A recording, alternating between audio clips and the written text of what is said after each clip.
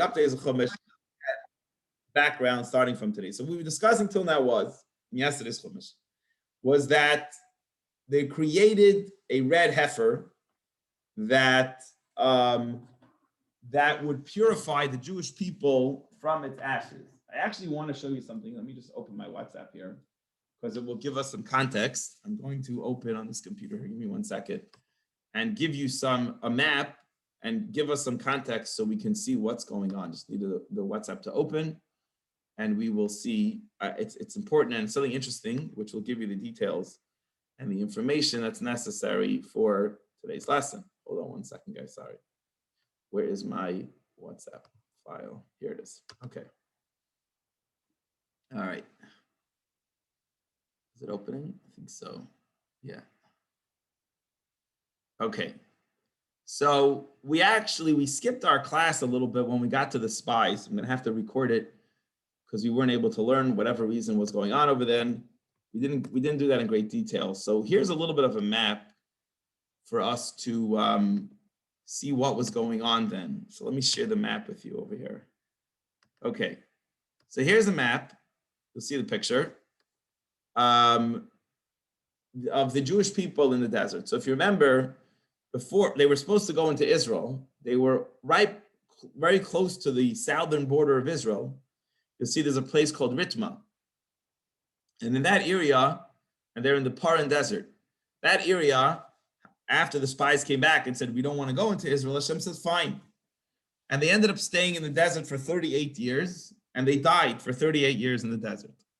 During that time, the Jewish people would die every night, and then eventually, or whatever, throughout the 38 years, they would die, and finally, after 38 years, the punishment stopped, the people stopped dying.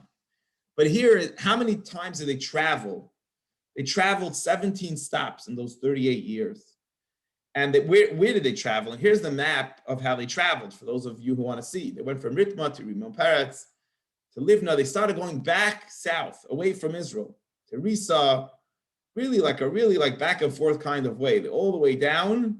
And then they started going north again. They started heading north, and they went back a little bit south.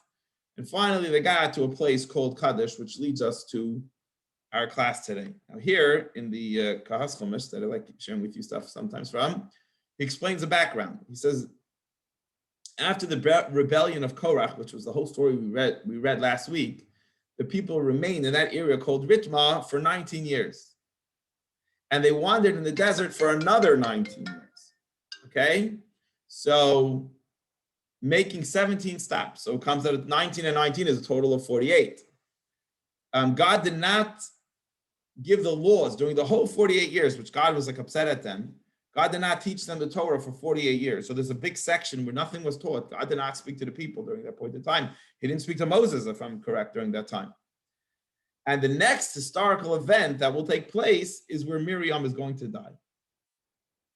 Now, if you're following the order of things in our class, you'll notice that yesterday we learned about what did we learn yesterday? We learned about the red heifer and burning the ashes of the red heifer. That did not take place in the right order. That took place many years before, when the Jews first dedicated the tabernacle, the Mishkan. Miriam dies 48 years later after the Jews finish wandering in the desert. Miriam dies a long time. She passes away much later point in time. But they're going to stick the topic, just to give you the sequence, the order of time here, of the red heifer to compare, as we're going to see in Rashi, the laws of the red heifer to Miriam's passing. But the truth is, yesterday's Chumash is out of place in the time order. In other words, it should have been the spies, then it should have gone to Korach, and then it should have gone from Korach straight to Miriam passing away. And no learning done in between, because God did not speak to the Jews in between.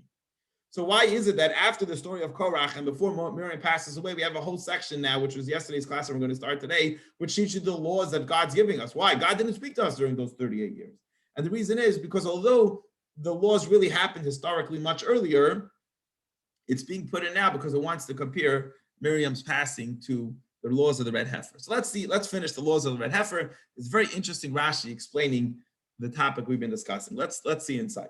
So now, once you make the potion we learned about yesterday, the special potion, right? We said that you take You burn the red heifer, you make it into ashes, and we'll explain more in a little bit. In the Rashi, in a few moments, we'll explain why we do these things. You then also, we said, take a piece of cedar wood, and you take a piece of a grass, kind of called a hyssop grass, and you take a piece of wool that's a crimson color, and you put in water of fresh spring water, and you sprinkle it on the person that got contaminated by a dead body, and that's what makes a person pure. And that's where we're holding today. Again, we're going to explain a little bit in a few minutes about the details of why we do this in the Rashi soon. But anyway, so v'lakach ezav, you take the grass, the ezav, the hyssop grass, the tavo b'mayim, and you dip it in the water, in the spring water. Ishtar, who has to do it? It's got to be done, as we explained yesterday. A pure person has to be the one to administer the purification process. You get a pure guy to do it. He's ala oil, and he's able to take that potion, that concoction that was made, dip the hyssop grass into there, sprinkle it onto a tent or alcohol kalim or any kinds of vessels, furniture that were contaminated by a dead body. As we were learning yesterday, there's many ways something can become contaminated. You'll see in a moment. We'll clarify this in a moment. Or if there was a live person at a funeral in the same room as the dead body was, or he wasn't a morgue. Or if someone touched a bone of a dead body, or a guy that was killed by a sword, a slain person, or a corpse, or a grave. They went to a funeral cemetery and they touched the grave. Any kind of way, whether it be a person or an item that touched the dead body, any way that it so happens that something became pure, this is the potion, this is the concoction that will purify the person. These are Tara Atomi. So verse 19, a pure person will come, dip the grass into the concoction and start sprinkling that water with the ashes on all the items or the people that became impure. What days does he have to do it? The guy's impure for 7 days. On the third day, after we touch what's impure, on the seventh day, and he purifies him on the seventh day, and he washed the guy who was impure now is fully cleansed from the red heifer ashes, and he washes his clothes. His clothes go to the mikvah, and he goes to the mikvah. Tahar ba'erev, and he's pure. Waits till nightfall, and he's pure. So he went through the full purification process, and now he's pure. However, what if he doesn't want to go through the purification process? So he was at a funeral. He doesn't want to become pure. A man who became impure, and he doesn't get himself sprinkled, doesn't go through the sprinkling process with this potion, with this concoction of the red heifer. Lo yischata will not, God forbid, he will walk into the temple without becoming pure. It's a horrible sin. It's a grave sin. His soul will be cut off among the Jewish people, because we learned the other day, as it's saying here, Kiyas Mikdash Hashem Timei, because he violated God's sanctuary. He never put on him the sprinkling of the red heifer ashes. Tamei who he is impure, he is Tamei. I just want to share something interesting, because very often we use different wording. Sometimes we'll say the term Mishkan, which refers to the tabernacle, and sometimes we'll use the term Mikdash, which is the Beis HaMikdash, which refers to the temple. So we had two temples. We had the temple in Jerusalem, which stood for each of the two temples that stood in Jerusalem, we call them temples that stood for 400 plus years. And then we had the Mishkan, the tabernacle, which was in the desert with the Jews. Which one is holier? Each of them had a unique sense of holiness. The temple, in a sense, is more holy because it stood permanently in one place for 400 years. So it's in a sense, it's greater than the tabernacle. It's not like something that moved around and they had to rebuild. Tabernacle, on the other hand, was the first building that was sprinkled with the original anointing oil by Moses. And even though it's not permanent, but it was made by Moses, it was the first one, and it was anointed with the first anointing oil. So that's, in a sense, more holy. Each of them have uniqueness. The tabernacle that moved in the desert was uniquely holy because it was originally ordained and sprinkled with the holy oil by Moses. You know, imagine that's got to be, it has a holy nothing like it in its own way. And the temple that stood permanently in one location for 400 years is unique because it stood in one place for 400 years. Each of them have their own unique holiness. So In this verse 20, it's interesting. He's actually not using the tabernacle. He's using the temple verse, the Mikdash, to tell you that you should know the rules will apply equally with either kind of holiness, whether it be the tabernacle holiness or the temple holiness. The rules will apply equally, that it's a terrible sin. I don't care if it's the tabernacle or the temple, the permanent building or the non-permanent one. It's a terrible sin not to have the red ashes sprinkled on you if you're by dead body. And that's why today, my friends, we're not allowed to go to the Beis HaMikdash on the Temple Mount, that area, because we're all impure by dead bodies. We've all been to funerals. We've all been to places which there's a dead body there. And there's many ways we learned in yesterday's class to become contaminated by it. And we're going to see even more today. And God forbid, you're not allowed to walk into that holy place. As he says it here in verse 21, it's an eternal statute. This is forever. You're not allowed to, you're impure from a dead body unless it's not enough to go to the mikvah. You have to have the ashes of this potion sprinkled on you. Umaze mehanida, and then once the guy, as I said yesterday, you needed a pure guy to administer the sprinkling of the ashes on the impure person. But you know what happens to the guy who sprinkled it? He himself becomes contaminated, becomes impure. Actually, I'm going to clarify that with Rashi what that means. But it's very interesting how everyone that touched the potion that makes people pure becomes themselves impure. Now, Rashi says we don't actually mean the guy who sprinkled it. It's not him. The guy who sprinkled it doesn't become impure. What we're trying to say, Rashi says, is that anyone that touched it or carried it will become impure, as long as there's enough potion there to sprinkle on someone. So in other words, if you touched one little tiny drop, you don't become impure. But if it had enough potion there to make somebody pure, then anyone who touches a potion that makes the guy pure, he himself actually, very interestingly, will become impure. Now, I don't want to get into all the rules of impurity, but Rashi does tell us here that there's different methods of touching the impure stuff. Either you could carry it, you could walk around carrying it, or you could touch it without carrying it. The guy who carries it is more impure than the guy who just touches it. If you just touch it, you got to go to the mikveh, but your clothes don't have to go to the mikveh. If you carried it, now you have to go to the mikveh, and your clothes have to go to the mikveh. So it spreads throughout your whole body and your clothes, and everything becomes impure. And here he goes to the idea of what we call cooties, like the kids play, la'avdil, not to compare, but to compare the idea of cooties. So the guy who touched the dead body becomes impure for 7 days, and it's a horrible sin for him to walk in to a holy place. It's a horrible sin for him to walk into a place, into the Mishkan, into the tabernacle or the temple, without getting sprinkled and becoming pure, without getting the sprinkling of the red heifer on it. But what happens if the guy who became impure touches another guy? Does that second guy become impure? So can the impurity transfer? That's what I'm saying, like the cooties. So this guy was by a funeral, then he went somewhere else, and he gave a hug, or touched another guy who wasn't at the funeral. Does the guy he touched now become impure? Does he need the red heifer ashes sprinkling on him too? Let's see verse 22, what the Torah says. Anything that touches the guy who touched the dead body, Yitzma will also become impure. Anything, any person, anything that the guy who touched the dead, or was at a funeral, was near a dead body in the same room, or touched the dead guy, if he touches something else, he will make that other thing impure. But nefesh negas, and the guy that touched a guy who was impure, titma d'erev will be unclean until evening. So it doesn't seem like he has to wait the full 7-day period, but he will become impure, and he has to wait until evening to become pure. So Rashi explained to you the terms there, that the original dead body is considered the father of fathers of impurity. Why it's called a father? Because a father has children. It can make other things impure. So the dead body will make another person impure. And that second step, the person that the dead body makes the person impure, is called the father of impurity, because that guy also has the possibility to make other things impure, to have children of impurity. The kunis can travel another step.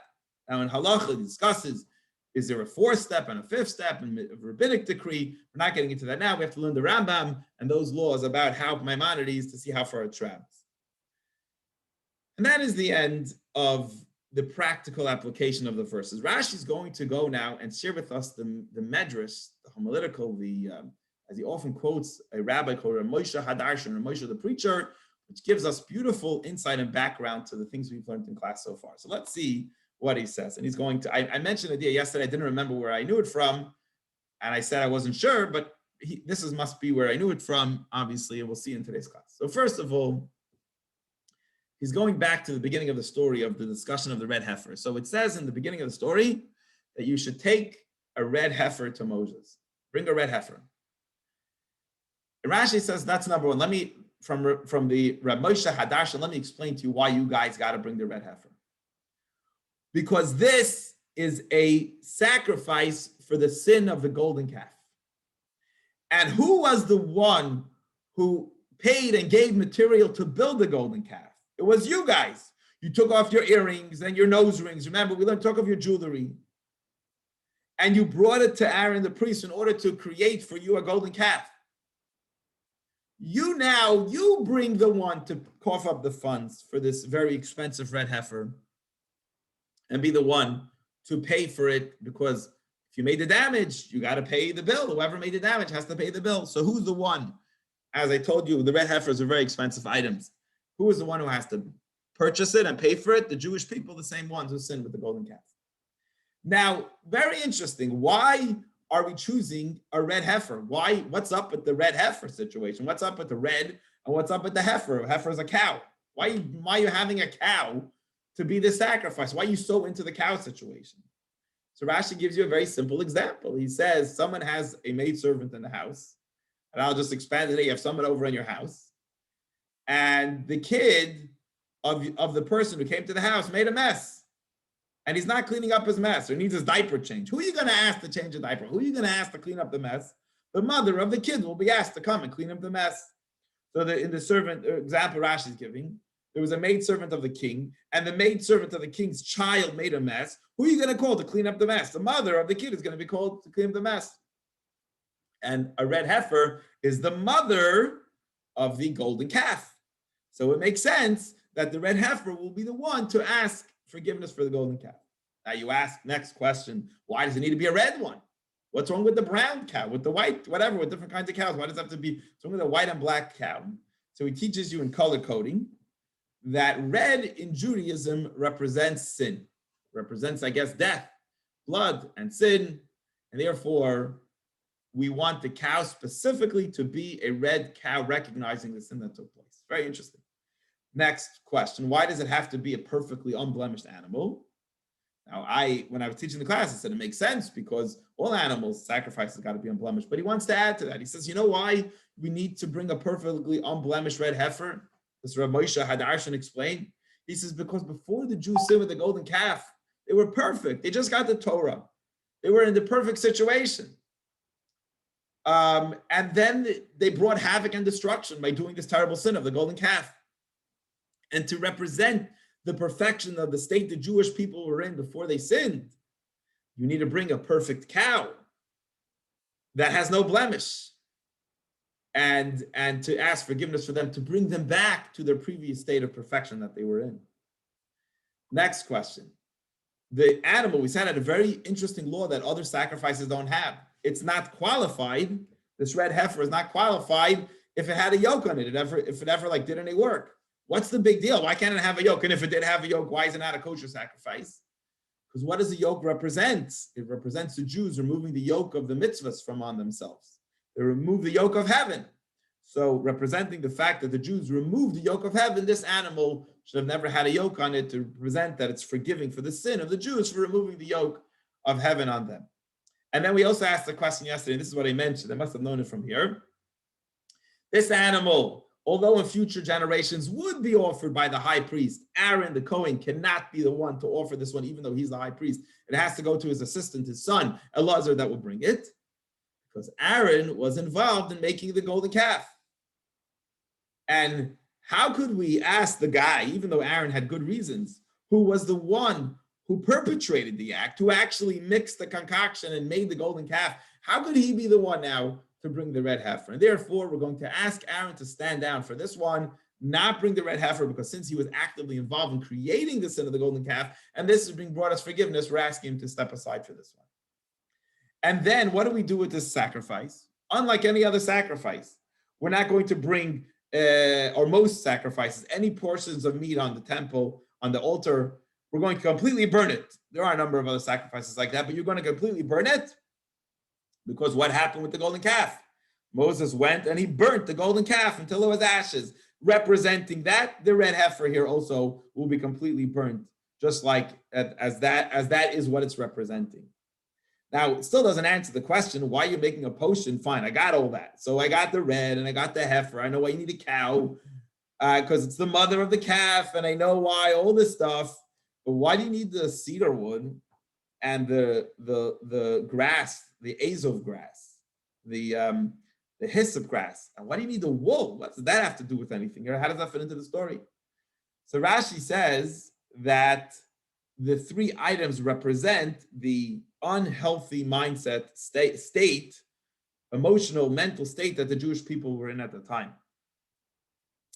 The cedar wood is the tallest tree. I guess the tallest tree in the world. One of the tallest trees, the tallest tree. It's the tallest one, Rashi. The tallest tree of all the trees is a cedar tree.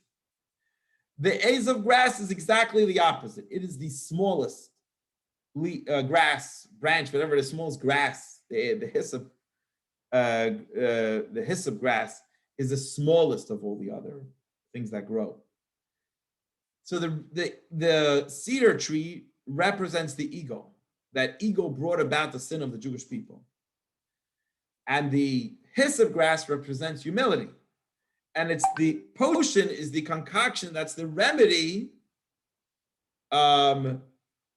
to the ego, to the unhealthy state of mind and emotional that the people were in, is telling you to get off your high horse, become humble, and you won't do the sin of the golden calf.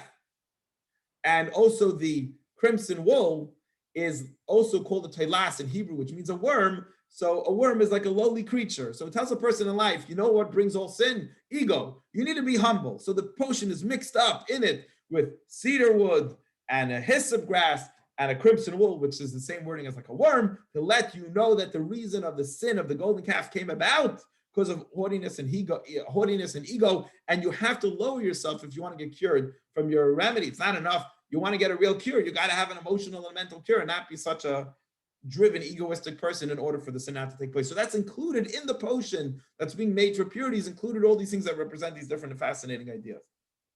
Now, I'll just share with you, I looked in a commentary, why was it ego that brought this about? And it's very interesting. It's a fascinating thing. It's not brought in Rashi, but I found it very interesting. I'm going to share with you what brought the people to sin. And we have to look more into this, but just a quick thing. The ones who instigated were the mixed multitudes. We keep on talking about them. They are the people that converted, perhaps not perfectly, into the Jewish people, and they brought a lot of outer influences into the Jewish people, convincing them to sin, and it was a major problem. So conversion is not a good thing when it's not done correctly. Conversion is an amazing thing when someone converts legitimate, but when there's an illegitimate conversion, it could actually cause the Jewish people to suffer. Now, there was a specific thing that happened that caused the mixed multitudes that were brought from Egypt, and God never said to bring them. Moses was like, whoa, we got all these people joining us. Whatever, it's hard. I don't want to put down, of course, Moses had good reason, but he says, wow, we have you Egyptians joining us, they're going to become part of the Jewish people, and that's what backfired. Now, it was a little bit of a problem. You want to know why? Because the Jews that were born Jewish were part of a tribe, and they were part of a specific camp, part of a specific group. They were actually covered by the clouds of glory, and the manna fell in each tribe. The problem is that the converts did not have a group to be part of. They were kind of felt like outcasts, and they weren't under the clouds of glory, and they did not get the manna together with everyone else. They had to kind of eat the leftovers of the manna with everyone else, and it hurt them and it bothered them. And I guess in life, sometimes you are where you are, and your position in life is just where you are. And that kind of felt we should have equal to everyone else. I mean, today we know the Torah commands us to treat converts equal and so on. At that time, for whatever reason it wasn't, we got to look more into it. That's what got them feeling, no, we should have equal, and therefore that's what brought about the sinning and so on. They felt kind of second-class citizens. They wanted to be first class, and that's what kind of brought along the seas. But anyway, the sin of the golden calf. Anyway, the bottom line is, the lesson that he wants to learn is that even if, God forbid, you're in a position which you feel like you're not equal to everyone else, you shouldn't get upset. You should accept your position in life, wherever it is that a person's a fascinating idea. Again, we need to research it more, but anyway, that is an interesting commentary I saw. Last point that we're making here, you have to keep the ashes forever. And we learned yesterday that the first ashes made by Moses, the remainder of it will be mixed into the next ashes that's made. And there'll always be a continuity, a keepsake of the ashes for all generations. And he says something very interesting Rashi, which I think about a lot. Maybe I'll share with you why after I share this Rashi, but he says that the sin of the golden calf, if you remember, Hashem wanted to wipe out the Jewish people, kill them, be done with them. That's it. He had enough and he wanted to wipe them out. And he says, Moses, I'm going to do it with you. I'm wiping them out. And Moses begged and prayed to Hashem and said, God, no, whatever, the whole argument Moses made. And God says, fine. Instead of wiping them out, they do need to get punished. I'm going to bring punishments upon the Jewish people throughout history in the future. And whenever they're going to be punished for a different sin that they did, I'm going to add a little bit of this sin there. Instead of wiping them out completely now, I do need to punish them. I will add, whenever they're going to be punished, I'm always going to add a little bit of this punishment on them instead of punishing them actually now. Like sometimes God could move the punishment to a later date. So therefore, the red heifer ashes is a permanent, ongoing, kept, it's keepsake, it's forever, because the punishment is very long, and therefore the remedy and the ashes also has to be kept for a very long time. Very interesting idea. Another interesting thing we said, keep on saying, everyone that touches the red heifer ashes, who's involved with making it the potion and cleaning it and whatever, will become impure. At least almost everyone involved. Why is that? Because that is exactly what happened with the ashes of the golden calf. Whoever touched the ashes of the golden calf became impure. So too, the remedy is very mirroring the sickness. Anyone who touches it will become impure. And that is a little bit fascinating verses that Moshe Hadarshan, the lecturer, would explain the reasons in the background, fascinating reasons and background to this remedy called the red heifer, and it's coming to cure the sin of the golden calf. Very interesting. Anyway, continuing right along, we're going into a whole nother story. That is put here because you want to connect it to the next story, but really it's out of historical order. It should really be, this topic should have been spoken about when they built the tabernacle, teach you the laws of how to become pure. It shouldn't really be here, but we want to compare it to what's about to happen. The Jewish people, after their 17 travels, they're wandering 19 years and 19 years, whatever, 38 years in the desert after the sin of the spies. There were different desert areas there. There was a desert called Sin. When was it? In the first month, 38 years later, first month, we're holding on many, many years later, and they went to a city, an area, a town, a location on the map in the desert Sin called Kadesh. As I showed you in the map, I showed in the beginning of class, it was the end of the 17 stops, it's called Kadesh. What happens there is Miriam passes away, they cover Sham and they bury Miriam. So Miriam is buried in the desert called Sin, in a city called Kadesh, and they bury Moses' oldest sister over there. Now, Rashi says everybody died who was supposed to die. There was nobody else. Whoever's left is going to be alive. In other words, is going into Israel. Or not almost everyone. We know Moses is going to die, Aaron is going to die, but most of the other younger generation, the older generation has passed, and the younger generation is left.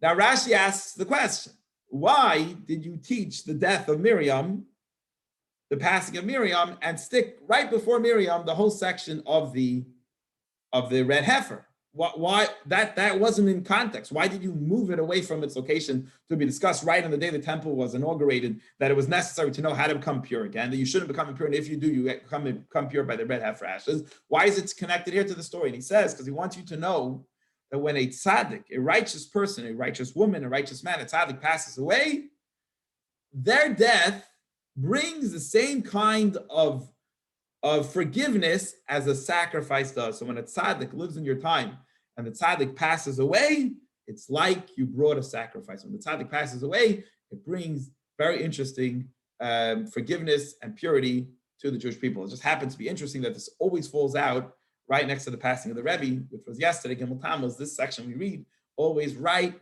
next to the section of Gimel Tammuz when the Rebbe passed away.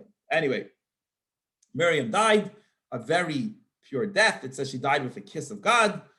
And that means that, I guess you die like it's no pain, there's no suffering. God, your soul just leaves you. And the Torah, Rashi says, doesn't say that he died with a kiss of God because not so respectful, kissing a woman, whatever, so on. by Aaron. It will say it. We're not going to get into that, but anyway, that's an interesting Rashi here. What happens? All of a sudden, when Miriam dies, something terrible happens. Verse 2, there is no more water for the people. There are hundreds of thousands of people there, and they have no water. Rashi says, "What? Why? What's the connection? Miriam dies and there's no water. What's the connection?" He says, "Yes, the reason the Jews had water in the desert miraculously, always. How do you take out 3 million people in the middle of the desert and they have water to drink? It was a magical, miraculous miracle that it's almost like an excavation, like followed them along with a hole in the ground that went down to spring water and brought the water up to the Jews wherever they were. That was called the well of Miriam. We learned from here that it was this great miracle that wherever the Jews were, the well traveled with them was due to Miriam's holiness. And now that Miriam passed away, water disappeared, and you have hundreds of thousands and millions of people there who are in the desert and there's no water. They called on Moshe and Aaron and they gathered up. They assembled against Moses and Aaron. Again, they're not asking nicely. They're attacking. It sounds like they're against them. What's wrong with you? We need water to drink. Yarev ha'ami Moshe, and the people quarreled with Moshe. They didn't say, please, we need water. And they spoke very not nice to Moshe. And they said, they said, Lugavanu, if only we would have died when our brothers died, because it was a plague earlier and many Jews died in the plague. We would much better have died in a plague. Kill us in a plague with our brothers from Hashem. Why did we live to die out of thirst? And Rashi says that one of the most painful kind of deaths a person can have is dying from thirst. It's slow and very, very painful. So they're saying, we're all going to die now. There's no water here. Miriam died. The water's gone. Now she's not here. We have no water. We would have rather died in a plague than die this kind of death, because death by thirst is the worst. In verse 4, why did you bring this whole congregation of God to the desert? As Allah was shown to die, we should brought us here just to die. We traveled all this way to die in the desert. Us and our cattle, so they also had cattle, and everything's going to die. Why did you take us out of Egypt? To bring this bad place, to this desert over here. There's nothing growing, there's no vegetation, there's no dates, figs, fig trees, vegefen, or grapevines, there's no grapes, or pomegranates, English, there's no water to drink. I guess we didn't come to Israel. 38 years later, we're stuck here in the desert and we have no water. And Moses and Aaron came in front of the congregation. They came to the door of the tabernacle, of the Mishkan. They fell on their faces. And God revealed himself to them. And we're going to continue tomorrow. We're going to read the story where Moses hits the rock and what takes place following this story. Any questions or comments on today's Chumash before we go to today's Tanya?